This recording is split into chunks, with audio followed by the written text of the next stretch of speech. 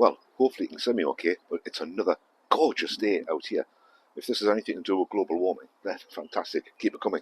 Obviously it hasn't rained for a few days now, so in the next couple of days we're bound to get some kind of hosepipe ban or something like that.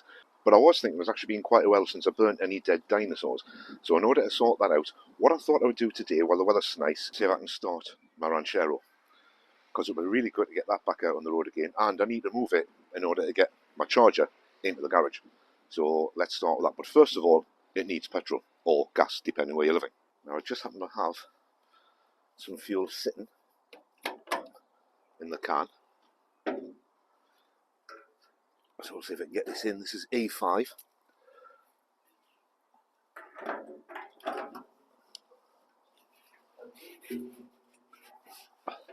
So I'll get the cap back on.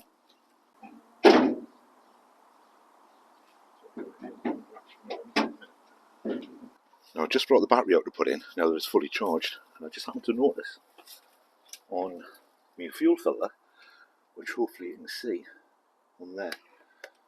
Not quite sure what's happened to that, but it seems to have dislodged the actual filter material and broke it, and it's starting to disintegrate. Now of course the problem there would be that if some little fragments of that fuel filter break off and manage to get through the filter material into the fuel line and get sucked up into the carburetor, that could cause some aggro for a while and stop it running properly, couldn't it? Now this should just slot straight in. There's the fact that that battery post is really close to the metal side of the wing support. But on this one it doesn't really matter that much because that's the negative battery and it's a negative earth vehicle. So if the battery terminal on here touches that, we'll be okay. That'll be the one to worry about. And I think I'm configured so that this one will be okay because my positive cable does have a rubber protectant over it. Well, now the battery's in place, we'll get these connected up. Now making sure that these, especially this positive one, doesn't actually touch the side of the radiator. Any sparks? No sparks.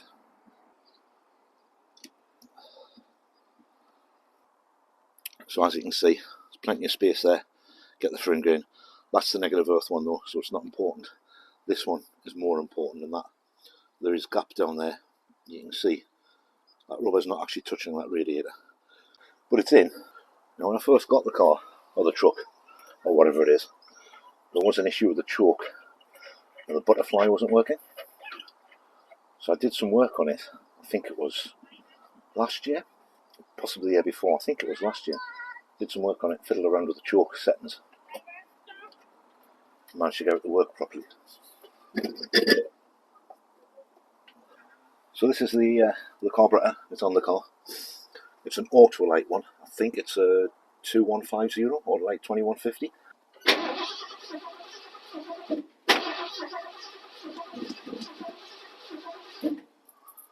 You know, I don't know if it's getting fuel.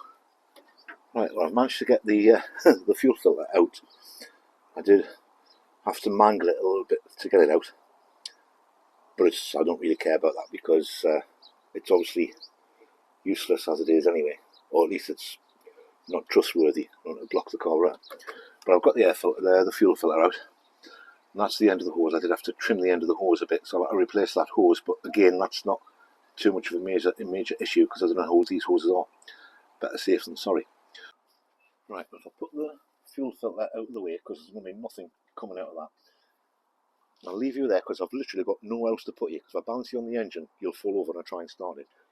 But if you keep your eyes on this bit of pipe here, what we're looking for is some fuel coming out of it. I have a sneaking suspicion there's not going to be any.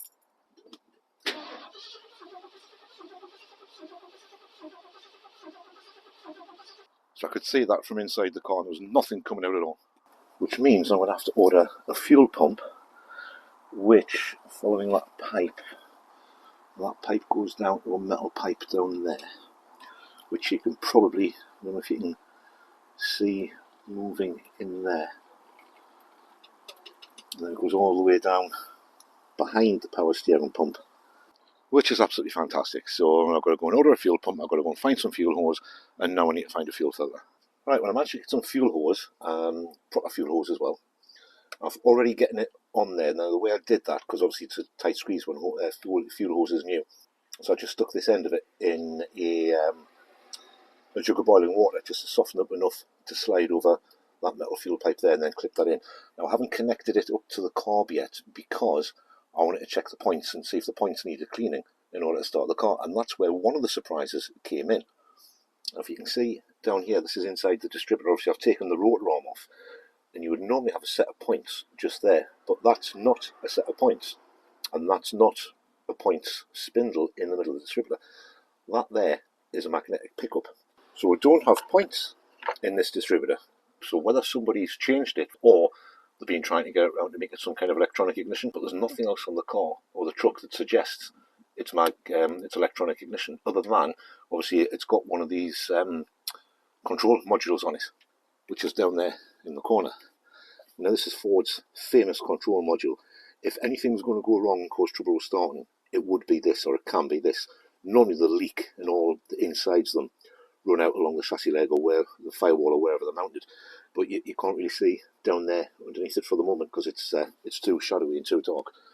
But you can see in there that it's all like dry in there. It's a bit rusty, but it's only surface rust, but it's a bit dry in there. But that's not leaking, so hopefully that's working okay. The good news is, if it's not working okay, you still can get those new as replacements. So that's not going to be an issue. Or alternatively, just change the distributor for an electronic distributor, like an HAI, something like that, and that'll power it. But in the meantime, obviously, what I'm trying to do is I'm trying to do it on a budget with what I've got lying around. Now, in the past, I have ordered a set of points, which I no longer need. Actually, I think I've ordered 2 sets of points because I thought this was a twin point distributor. It's not. So I've got those in stock for spares, a set of points so I won't do any harm. But I did notice this on the rotor arm. Now, the rotor arm here, it's a little burnt in the middle, but it's very burnt on the edge.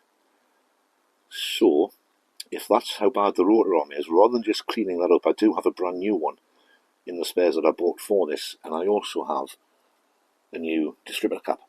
So I think what I'll do is change the rotor arm distributor cap, and then I know that they're okay because we've got new distributor cap, new rotor arm, and then I can get the rest of that fuel hose connected to the carburetor. The other thing I noticed when I was taking this fuel pipe off, this fuel pipe seems incredibly small. It's such a small diameter. Now, it looks as though it's about a 6mm diameter, and I wasn't so sure it should be for a car like this. And then on the side, I don't know if you can make that out in there, but it's got injection written on it, and it's good to 6 bar. Obviously, this isn't a fuel injection engine, it's got a carburetor over there.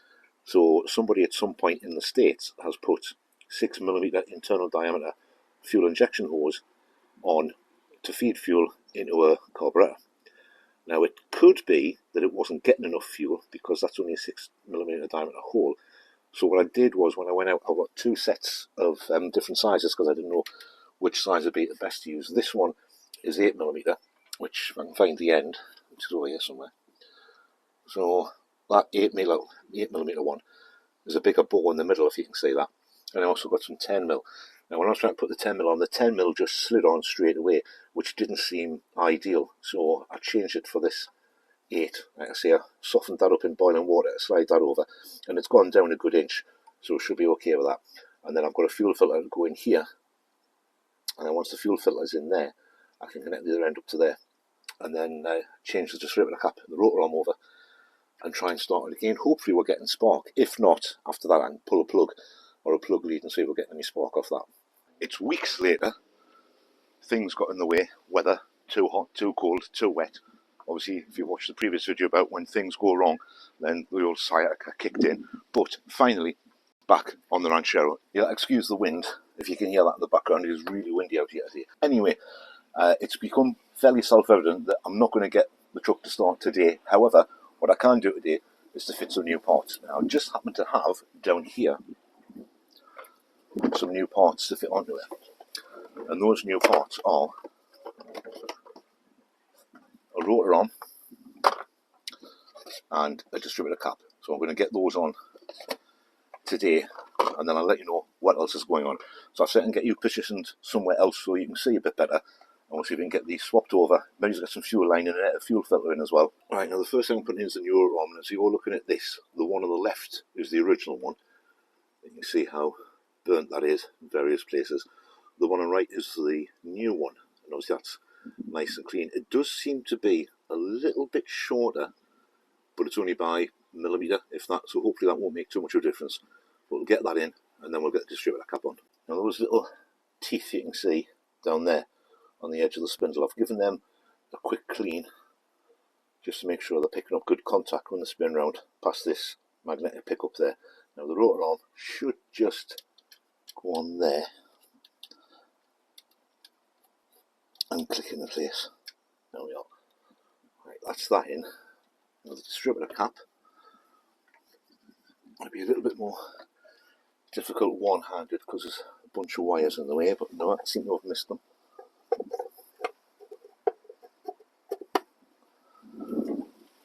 Right, that's the distributor cap on and in place. Grey one instead of a blue one. Hopefully that's not going to make too much difference, it's just different suppliers, but that's all in place. We've just got to transfer all the plug leads from this over to that now. Right, so that's the new distributor cap on. All the plug leads, HT leads are all in. They're all nice and solid, the whole thing's clipped on. If you've never played with one of these before, this is sort of like the old-fashioned, I suppose, it's a way of looking at it, the old-fashioned style of running a car, whereas now you've got your coil packs in everything, and everything's fuel injected. Obviously this has the carburetor and an extra coil with plug leads. Now these are held in by clips, which I don't know if you're going to be able to make out. There's a clip sort of just down there. You're not going to be able to see that, but I have noticed that this little plug here, these wires, and that wire there seems to be a little on the crispy side. So that could, well, it's still got sheathing on it, so it's okay, but it's a little bit on the crispy side there. I don't know if that would have had something to do with the way the truck was acting the last time I drove it, but we've got those in.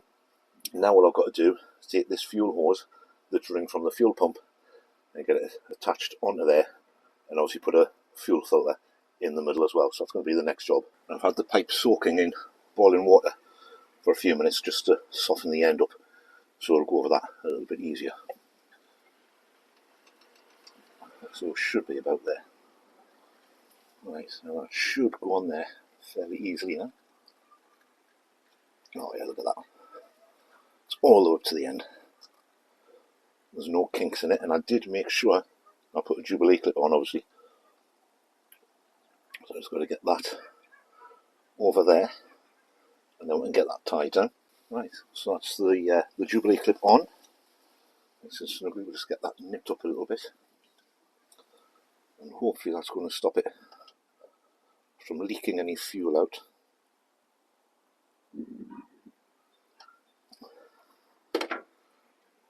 Right, it's on there nice and solid. It's down there nice and solid.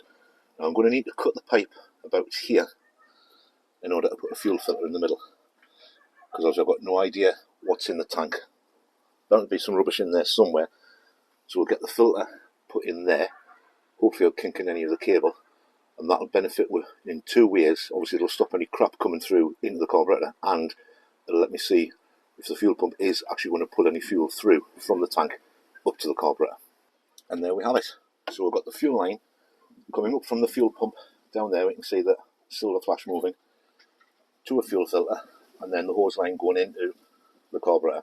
Now, as you can see, it's not kinked. I've made sure it hasn't kinked. That's all on. And when I connected this side of the fuel line to the fuel filter, I obviously made sure not to forget to put this clip on. Honestly, I didn't forget to put that on at all. Now, if you've ever used one of these filters, or if you've never used one of these filters before, there is an arrow on there. Unfortunately, you can't see it from the angle I'm at. If I can get you in to see any of that at all, probably not. But there is an arrow on there that points that way. Now, the arrow always points in the direction of flow. And obviously on this, the fuel is coming up from the back of the tank, and then it's coming up this pipe here into the fuel filter and down into the carb. So make sure if you're using these, you mount these with the arrow pointing towards where you want your fuel to be. In this case, from the fuel tank to the carburetor. But that's all in, that's done. That will flatten down a little bit when the air filter goes on, and it's still not going to kink. And that's actually worked out slightly better than I thought it would. That fuel filter fits in there just about perfectly. I think if I put any bigger a fuel filter in, it would have been trapped under there. But that's got plenty of movement for the moving around it's going to be. Yes, it may rub on there a little bit, but temporarily that's not going to matter much, because all I've got to do is get this thing running. Once there's fuel going through and that's running, I can cable that tie over. I can even cable tie it. I can cable tie that to this a bit closer to keep it out of the way there, and that'll work perfectly. But that's all in. Now from back here, it looks quite decent. Now there is some rain due to happen, so just to finish the video off, I'll just nip into the garage here so I can be out of the wind, because it is getting really, really windy out here. I want to make sure you can actually hear what I'm saying, so I'll just nip into the garage here, and then we can just finish everything off and let you know what we're doing next. Dark in here. Right, well that was quite good. So got the new rotor arm in, the new distributor cap on, got all the HTDs plugged in at the new distributor cap in the way that they should be. If you ever need to do that and you're not quite sure about it, which is why I do it the way I do it, because I'm never quite sure they're working on the different cars, and I'm absolutely rubbish at just grabbing hold of the leads and pulling them all off, putting the cap on and plugging all the leads back in one by one in the places they should be in. So the way I normally do it is I'll put the distributor cap on and I'll leave the old one still connected to all the plug leads, and then I'll take those off one by one and put them in the right position on the distributor. Eventually, it is something you pick up on and you're able to do it properly. So at the minute, that's the way I do it. It's never failed yet, and always make sure you get them all on properly. Now, one of them that I put on does seem to be a very loose fit, but for now, I'm not going to worry too much about that, because they are the plug leads that were on the truck when I got it. So they will be getting changed, but in the meantime, I want to try and make sure I can get the thing started and get it running properly. And as you saw earlier in the video, there's no fuel coming through from the fuel pump. Now, admittedly, it is a really long way from that fuel pump to the back of the truck to where the fuel tank is. So it may just be that the fuel was on its way up to the fuel pump, but I hadn't given it long enough to come up. So I'm hoping, fingers crossed, that that fuel pump comes round and it does start pumping fuel through. If it doesn't, obviously I can get another fuel pump for it. I did have a look for them online, and they are available, but there's about 5 or 6 different types, and I'm hoping that that one somewhere on it is going to have a part number, and I can cross-reference the part numbers and buy the right one, because there's many different ones. Some have a return line, which that one doesn't seem to have. Some have some kind of filter built into them, which I don't know whether that one has or not until I take it off. And you've got to make sure, obviously I want to make sure I order the right pump, because that's the 351 Cleveland. Now the reason I know it is a 351 Cleveland, apart from decoding the VIN number and what the seller told us when I originally bought it, is because the easiest way and the quickest way to tell of a 351 Cleveland from a 351 Windsor, the Cleveland has 8 bolts around the rocker covers, or the valve covers over here in the UK. There's 8 bolts to hold the rocker covers in, and the fuel pump on a 351 Cleveland, the fuel pump's bolted on with 2 bolts in that direction, so vertically. On a 351 Windsor, the fuel pump bolts on with the 2 bolts that way on, horizontally. So whenever you're looking at the engine, if you can only see the engine from underneath, if the fuel pump bolts on that way, it's a 351 Cleveland. If it bolts on that way, it's a 351 Windsor. Hopefully, in the next video, you'll get to see the truck starting, or at least trying to start again, and being successful in getting it to fire up and actually run for a couple of minutes, and hopefully pull some fuel through from the fuel tank. If not, I'm going to have to lift it up, get under it, take the fuel pump off, and go from there with it. But I really need that one to run, even if I have to use an electric pump, just to pump fuel through from like a jerry can and get it to move back a little bit, so I can go further forward, so I can get the charger in here when I get the charger running. But you'll see that in the next video. Whether it'll be the next video that'll be on the Ranchero, or the next video will be on something else, I'm not quite sure at the minute. But in one of the next videos coming up, you'll see me trying to start that. I have no petrol or fuel lying around the house or the property at the minute, so I do need to go out and get some fuel. And by the time I've gone and got the fuel and come back, I'll run out of time for today, unfortunately. So if you've enjoyed this one, caress the like button on the way out, and consider subscribing to the channel to see me get all my fleet of cars not only fired up and running, but driving out on the streets as well. See you next time. Bye for now. Double Hero Garage, we register right. Torque it down right into the night. Like, subscribe, come back again for Bill's Burns. so cute.